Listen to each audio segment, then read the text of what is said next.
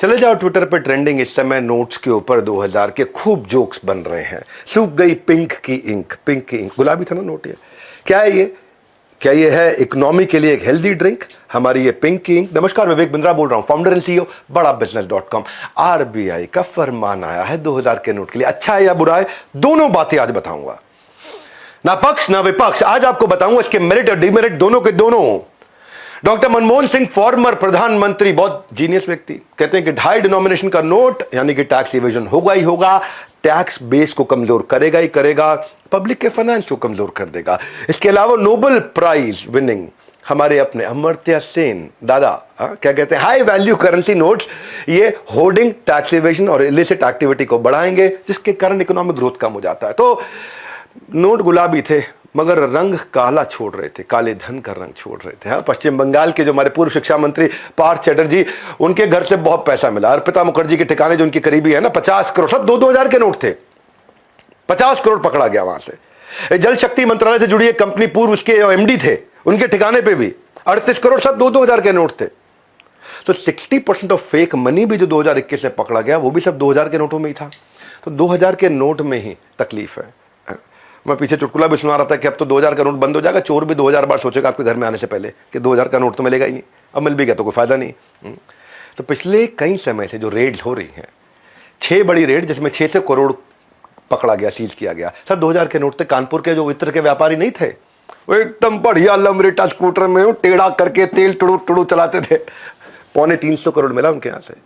हैदराबाद की दवाई कंपनी के यहाँ से भी लगभग 150 करोड़ मिला, 142 करोड़, सब 2-2000 के नोट थे। तो एक बात सबको समझनी चाहिए कि 2000 के नोट, ये 2016 के नोट के बैन से इसको कंपेयर नहीं कर सकते, वो अलग था, ये अलग था, क्योंकि वहां 500-1000 के नोट इनवैलिड हुए थे और यहां 2000 के नोट इनवैलिड नहीं हुए हैं, वैलिड हैं। 86% उस समय थे 500 और 1000 के नोट, ये केवल लगभग 11% है। तो फर्क है, वो 86% यानी कि पूरी की पूरी इकोनॉमी पर अचानक बड़ी ब्रेक लगी थी, रुकी गई थी गाड़ी, यहां पे खाली 11% है।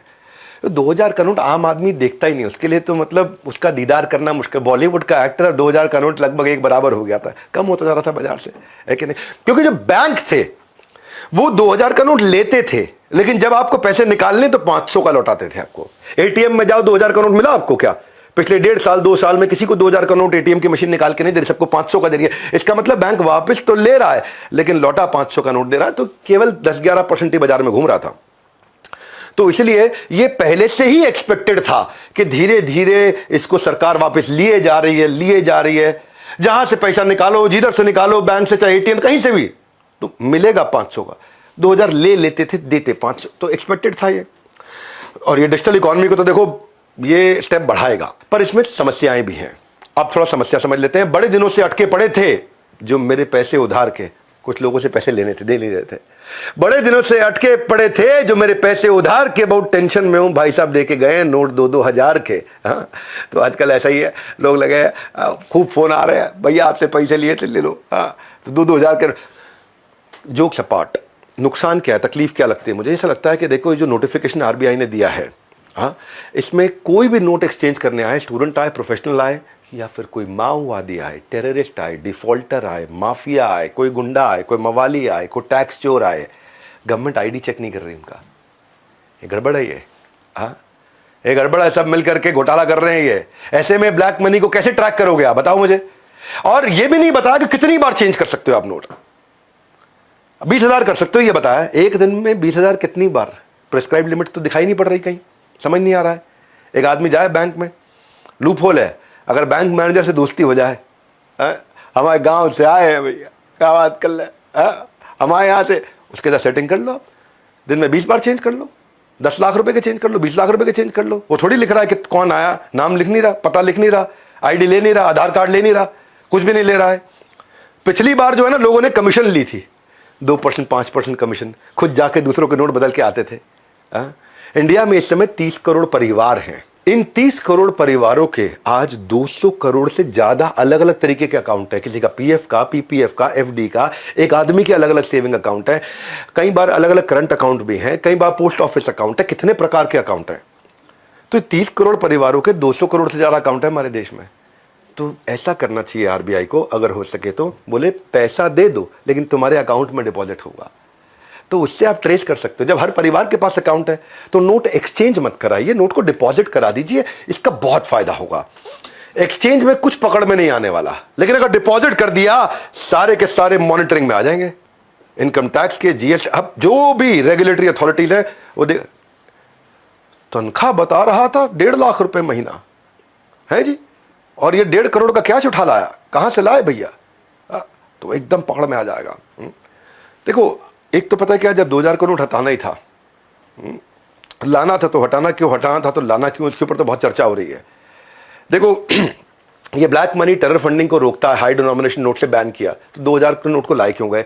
चलो ठीक है, उस समय कमी हो गई थी, उस समय पैसा कम था, उस समय अचानक तकलीफ आ गई थी, इसलिए लेकर के आए। लेकिन ज़्यादा से ज़्यादा जो ब्लैक मनी है वो स्टोर्ड है कैसे? गोल्ड में। ब्लैक मनी कहाँ एडजस्ट हो रहा है? गोल्ड में एडजस्ट हो रहा है। कहाँ एडजस्ट? प्रॉपर्टी में एडजस्ट हो रहा है। कहाँ एडजस्ट हो रहा है? एक्चुअली नोट में एडजस्ट नहीं हो रहा है, इसकी और कई जगह जहां एडजस्ट हो रहा है। और अब मेरा 5वां पॉइंट, आरबीआई कह रही है कि ये लीगल टेंडर है, it continues to be a legal tender, लेकिन उसमें थोड़ा क्लैरिटी नहीं है। कह रहे 30 सितंबर तक जमा कर दो, लेकिन उसके बाद लीगल टेंडर है, ये इनवैलिड है, ये क्लियरली नहीं लिखा गया। इसमें अभी भी कई लोग एक तरफ मान रहे हैं नहीं इनवैलिड हो जाएगा, कहीं कह रहे हैं नहीं नहीं वैलिड रहेगा, लेकिन लिया जाएगा कब तक? बैंक के द्वारा 30 सितंबर तक। तो दोनों बातें हो रही हैं, इस पे क्लैरिटी होनी चाहिए। गवर्नमेंट का कोई नोटिफिकेशन आरबीआई का आता है तो उसमें जिम्मेदारी पूरी ली जानी चाहिए, क्योंकि पब्लिक कंफ्यूज्ड है। आज दोनों बातें हो रही हैं बाजार के अंदर। तो ये कुछ समस्याएं जो मैंने बताई हैं, मेरा रेकमेंडेशन बड़ा सिंपल है कि इसको एक्सचेंज ना कराया जाए, डिपॉजिट किया जाए, ताकि जो काला धन है वो भी पकड़ा जाए। एक तीर से कई निशाने लग जाएंगे। आईडी चेक करनी चाहिए डिपॉजिट करते वक्त, ये नहीं कि जाकर के 20-20 हजार के आप जाकर के 200 ट्रांजैक्शन एक दिन में करा दिए। तो और जब आईडी सबका है, अब आज आधार लगभग सबका है, कोई ना कोई आईडी सबका है, तो देख करके कराएंगे, पैन कार्ड के साथ लिंक करके कराएंगे, तो इससे बहुत सारी चीज़ें रडार में आकर के बच जाएंगी।